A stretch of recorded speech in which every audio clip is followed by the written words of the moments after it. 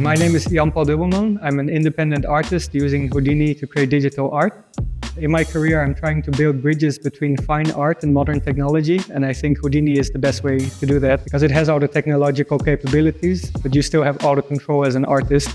I studied film, and after studying film, I got an internship at a motion design studio in the Netherlands, and we were using Cinema 4D, so I just have been using that for about 12 years. And then the pandemic hit, and I realized that I wanted to use that time to really learn something I've been wanting to learn for a long time. And that was the time that I started to use Houdini, and I just found out there was so much free resources that I didn't expect there to be. And while I was using that, I realized that creating these natural elements, these floral patterns that I saw in nature, I realized I could recreate that using Houdini, where I wasn't able to do that when I was using Cinema 4D.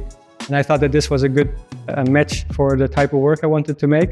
And I also realized that motion design, even though I was using that for quite a while, didn't really fit the type of work I wanted to make. I wanted to make things a little bit more slow and I really create these breathing and alive systems.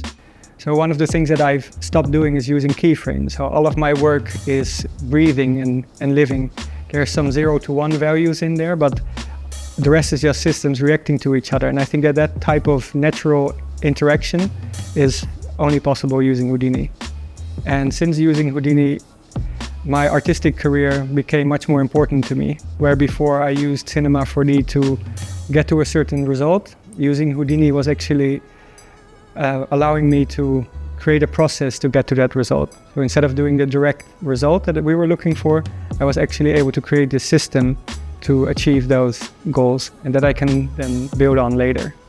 A lot of my work is focused on creating exhibitions, both interactive and what I call ambient, where you walk in the space and you see something and you might feel something. And now, of course, I also use it in advertising to make sure that the product gives you the feeling that we're looking for.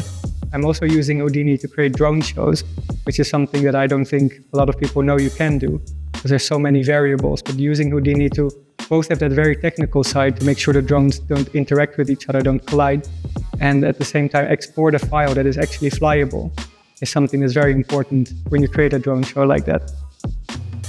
Being able to work from anywhere opened up all kinds of opportunities that I didn't have before.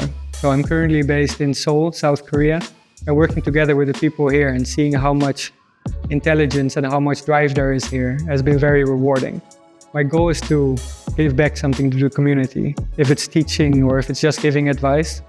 What I like to tell my students is that Houdini's learning curve is very steep because the ceiling is so high. Every minute that you put in there makes it click. There are these systems that are interacting with each other that you don't know of when you just get started, but while you're working with it and creating your own tools, you will realize that it's all one interconnected system. And I think that power of connecting everything together and making sure it all works, I think a lot of people are attracted to that.